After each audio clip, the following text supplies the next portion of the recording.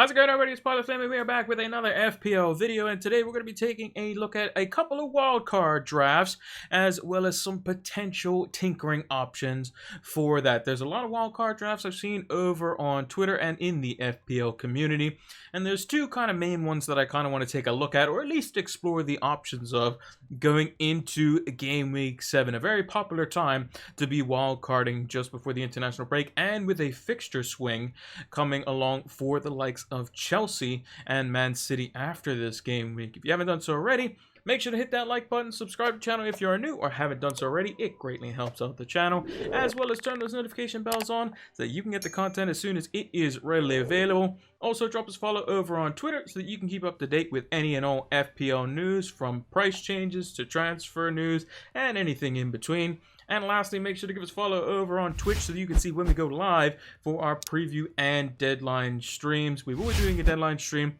this Saturday, 1 hour before the FPL deadline, and there'll be a pinned comment down below to let you know exactly the time and link to the stream as well. So without further ado, let's talk about our partners for this FPL season with Fantasy Football Scout. So if you haven't heard about Fantasy Football Scout, they have a fantastic members area during the regular season. It's £25 for the membership, and that lasts the entire year. And during the off season, they give a 20% discount. But if you have missed that discount, fear not, you can still get the membership for £25, and it's fantastic. You can see the membership area just behind me. You have a bunch of different stats that you can use, powered by Opta stats, and create your own custom tables. You have the Rate My Team tool, you have the season ticker, player comparison tools, a whole array of things that you can use to help elevate your FPL game. So use the link down in the description below so that you can get access to these exclusive tools to help elevate your FPL game. Sign up now. So the first draft that I wanted to start off with is the Threemium draft, or the 3 Premium draft. The one that a lot of managers have kind of gone towards, or kind of looked at and tried to play around with, at least around Game Week 4 as well. Because, you know, Ronaldo came into the league, Lukaku had started banging goals against Arsenal, you know, Salah was just doing his thing. So we were trying to see if we can fit in those 3 guys into our team. And I think this is probably the best that I can do given the situation with Trent Alexander-Arnold, because it makes it a little bit easier funds wise, and you can always downgrade somebody and allow for extra funds elsewhere. It's a very cheap-ish squad, so only 100.1 million. So some of you guys, teams and gals as well, will have at least probably $1 million potentially in the bank with this squad value, depending on what prices you bought these players at. Now, as a note, this squad value is based on the price if I were to buy the player as if they were not in my team already. So I had no sell value on these players. So Ronaldo, it says 12.6. That's because I have him in my own current team, but I accounted for him being 12.7 when I was calculating the squad value just above. So Threemium, what do we mean by that? Salah, Lukaku, Ronaldo, all in the team. It's going to mostly play as a 4-4-2, but occasionally playing as a 5-3-2 with just Raya as our single goalkeeper. Now let's take a look at that. So Foster, I don't think he's going to play this coming week. I think Backman is coming back in, but he's still a 4.0 million goalkeeper. That's the most likely to play out of all of them. Raya, this could also be Ramsdale as well. This could also still be Sanchez. This could be Guaita from Crystal Palace. I just think that one of those 4.5 goalkeepers on their own could probably do well. They'll get you some save points and occasionally a clean sheet. Maybe Arsenal's more likely to do that now that they've got a settled back four. And a part of that back four is actually Ben White. And I think that he potentially could be a better outlet if you were looking for Arsenal defense, because of the fact that he is just slightly cheaper and can come off your bench at any time. Has some good fixtures coming up as well. Whereas Ramsdale, you may not necessarily want him the whole time there, whereas Ben White, you might want to rotate with the likes of Semedo, as an example, to come in every now and again. It's going to be a decent bench option. Semedo's been doing well for Wolves. He's had a few big chances. Most notably, he had 2 in one game where I thought he could have potentially scored, and owners would be feel a bit unlucky there. But he's getting himself into great positions, so he would be a good option at 4.9 million. And then I have double City defense. This could also easily be double Chelsea defense. Thought I would just mix it up a little bit. That could easily be Azpilicueta. It could be Alonso.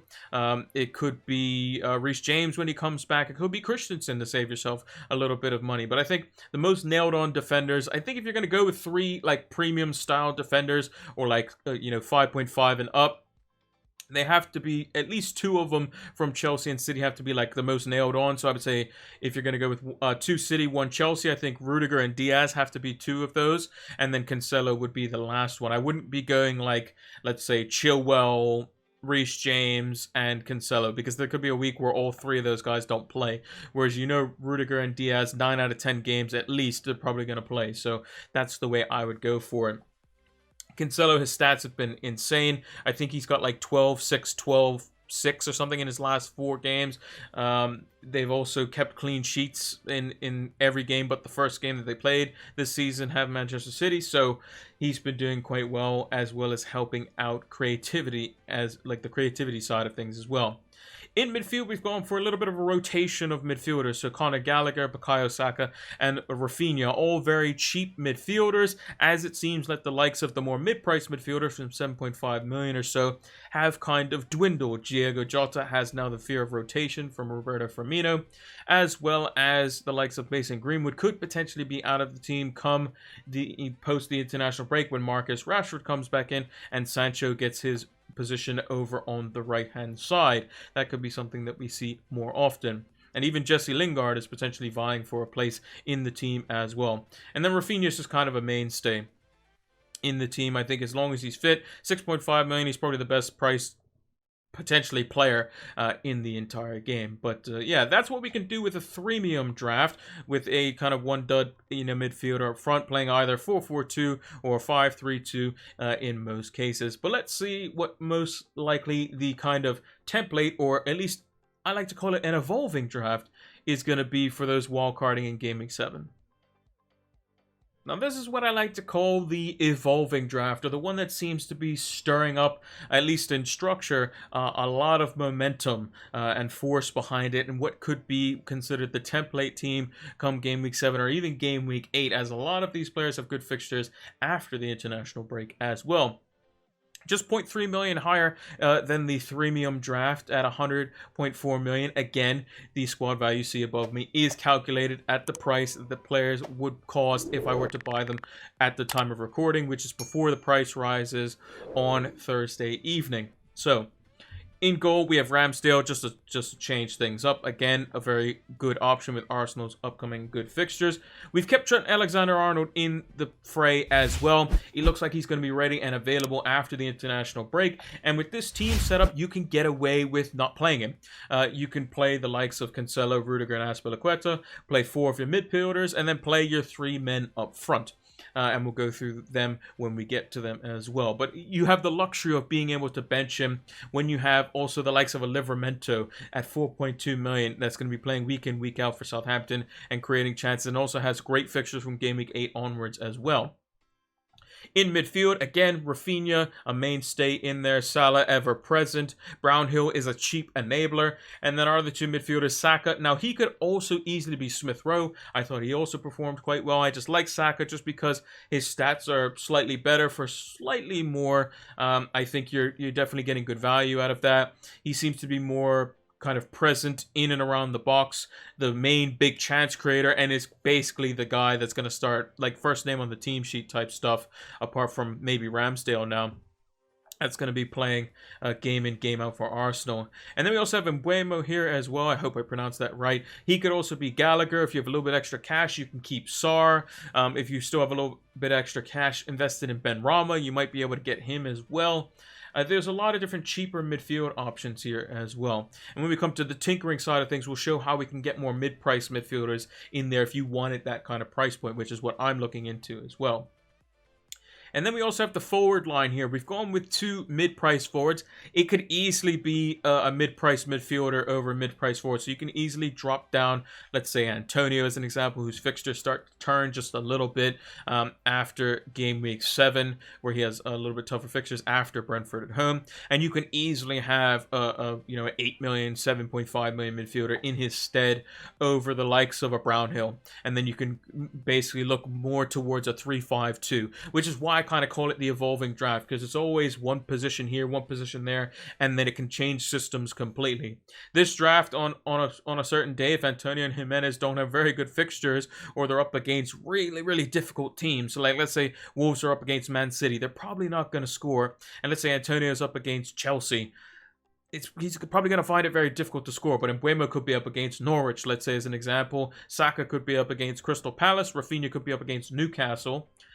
You could easily play 5-4-1 as an example, while playing Livramento, assuming that Trent Alexander-Arnold is fit at the time.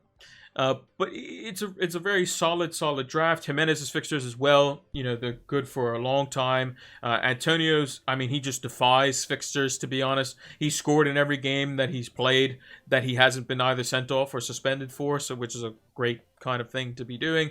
And then Romelu Lukaku, we have him in over the likes of Ronaldo. If I was wildcarding this week, I think I would go that route just to save myself an extra transfer. He does have arguably as good of a fixture as Cristiano Ronaldo this week.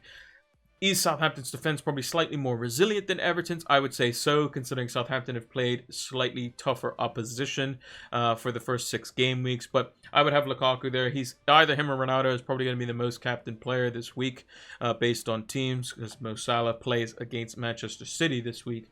But once we check out the tinkering screen, which we'll do in just a second, we'll be able to see kind of what the evolving side of things actually means. Now this is the tinkering page with the second draft that we have here. As you can see, for my team personally, I would have 0.2 million extra in the bank just because I bought Antonio at a cheaper price. Same for Salah, same for Trent, so on and so forth. But holding Trent, is it a good idea? Well, he is expected, and even FPL have him set as returning for October 16th, which would be the Watford away fixture. Now, do you really want to get rid of Trent before he goes versus Watford away? He's not going to go on international duty. He's just going to sit there. He's going to, you know, recover, and he's going to train. And he's going to get ready for this nice, easy fixture. Yes, he has Man United away the following week, but then he has Brighton at home, which should be no problems for them. West Ham away could be a bit tricky, but Arsenal, they always seem to beat comfortably at home. Southampton should be an easy fixture. Then the Merseyside derby, where they should be winning.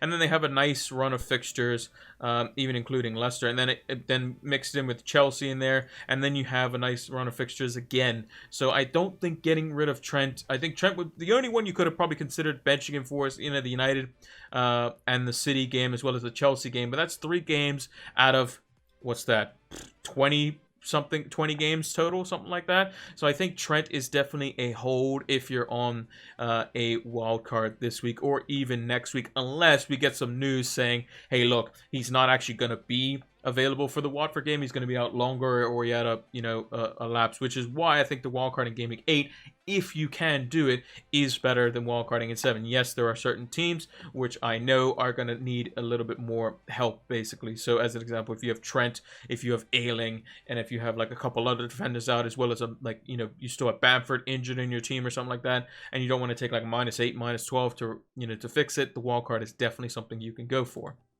So personally, I think holding Trent is the way to go. Now, rotating goalkeepers. This is something I've actually looked into. I mentioned it as well previously on my, I think it was the preview stream. And the goalkeepers, you would probably be looking at it. It's basically 3. And we're actually going to bring up the watch list here. So the 3 rotating goalkeepers that work well. So it's Raya +1 in this instance. So Raya and Guaita rotate quite well, and Raya and Ramsdale rotate quite well. The only thing with Raya and Ramsdale, I think it's a slightly stronger combo, because I think their defenses are probably better than the likes of Crystal Palace's. But there are situations where you basically have to choose between like playing, I think it's like Raya or Ramsdale versus like one of the considered like top 6 or big 6, like a Liverpool or Man United. And then the other one plays like a West Ham or a Leicester or something like that on 2 occasions throughout the whole season, which is, you know, you'll probably take that. Whereas Guaita and Raya, I think the worst is like one of them has to play Arsenal, where the other one's playing playing one of like the traditional big 6. So Leicester, West Ham are probably slightly better, slightly more difficult opponents than probably Arsenal, you would say. But again, it's a bit nitpicking there. But again, it's a very, very good rotation. I mean, as an example, when Raya has Chelsea at home, you can play Ramsdale, who has Crystal Palace at home. And you can rotate them quite nicely.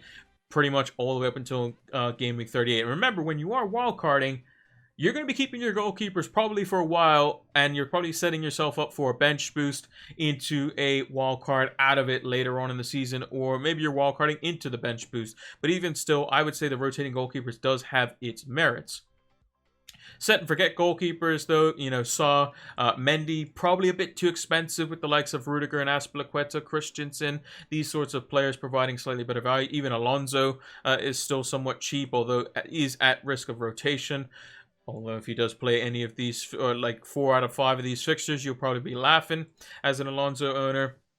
But I think there is some merit to rotational goalkeepers. And also Martinez of last season, he is the king of basically just goalkeepers. At 5.5 million, definitely don't overlook him either. I think he could do quite well, as Aston Villa's fixtures are after Spurs away, which some might argue is actually a much easier fixture than what it was, are going to get better.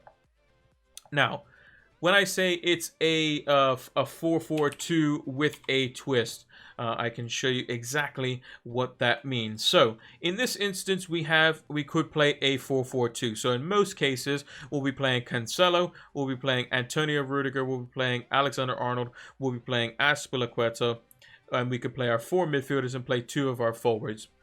If we didn't want Jimenez or Antonio, let's say we just wanted one of them, we could then swap these price points. Now, at 0.2 million, you could potentially have more. Let's say I just feel that, you know what, Wolves don't really score too much for my liking. I'm going to go with a mid-price midfielder, and I'm going to go with the likes of a Jack Grealish as an example to bolster my squad. And then I'll go with just we'll go with Archer as an example because he came off the bench for Aston Villa. And then you still have 0.7 million in the bank to upgrade elsewhere. Now you can then go for a rotating goalkeeper.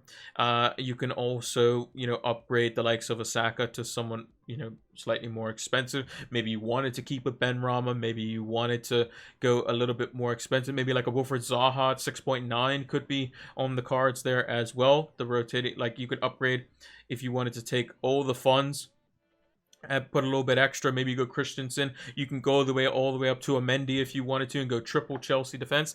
That's something that you could potentially do.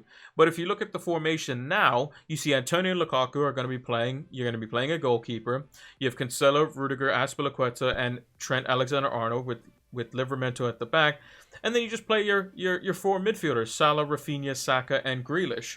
And if you wanted to put that little bit extra, if you had a little bit extra money and you swapped out Brownhill for the likes of Mbeumo or a Gallagher or someone in that price bracket, let's say instead of Antonio Rudiger, I went Christensen as an example. I could go for something like that. Every time I play Azpilicueta or Christensen, I'm going to be playing both of them. Almost certainly, Trent's going to play every game. Cancelo's going to play every game. And then I can pick and choose. I can say, okay, who has the best fixtures out of Rafinha, Saka, and Mbeumo? So we can take a look and we can say, let's take arbitrarily, we'll take game week 8 as an example. Mbeumo plays Chelsea at home.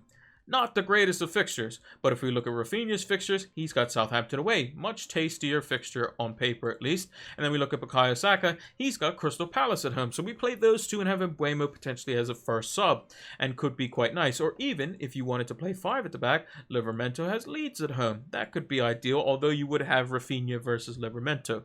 So you can make it so that you can have these differences. You can also use the little bit extra cash to upgrade to Ben White as well. There's even something that I've been potentially playing around with, which is the likes of having 5 at the back. So having Trent, having Diaz, having Cancelo, having Azpilicueta, and having Antonio Rudiger as well. And basically going for more of like a 5-3-2. So Mbeumo would drop down to a Brownhill. We would then drop down Antonio. Now, yes, this would mean that we wouldn't have a mid-price forward, but we could have someone like an Ivan Toney in there who could be quite good as well. And then the same situation occurs. You're playing 5 defenders at the back every game. You're playing Salah, you're playing Grealish, you're playing Lukaku, and then you're playing 2 of Toney, Rafinha, and Saka. And the same situation goes for it. So in game week 8, we mentioned that we were playing the Arsenal and the Leeds guys. What about in game week 16? Rafinha plays Chelsea away. Not ideal.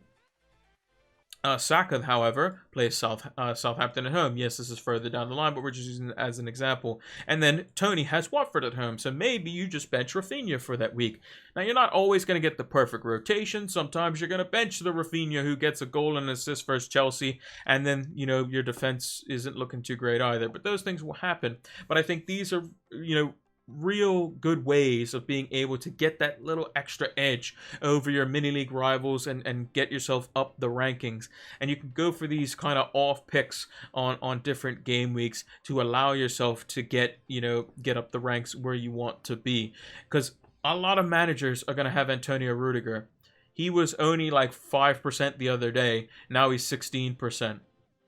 Trent Alexander-Arnold, he's 30%. He's probably going to stay around that mark. Ruben Diaz is now 27.4% owned, quite high. Cancelo's percentage is increasing.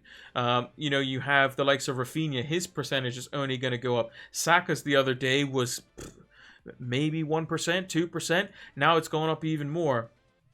Grealish is going to rise because a lot of managers have seen that he is constantly playing. So you might have to double up on these sorts of things in order to get the most value, so that when managers say, oh, I got a clean sheet from Antonio Rudiger, but why didn't I get a green arrow? It's because you have the likes of Azpilicueta, Christensen, Alonso, Reece James, even Mendy in goal that are going to be owned enough to whereas just having the one isn't good enough.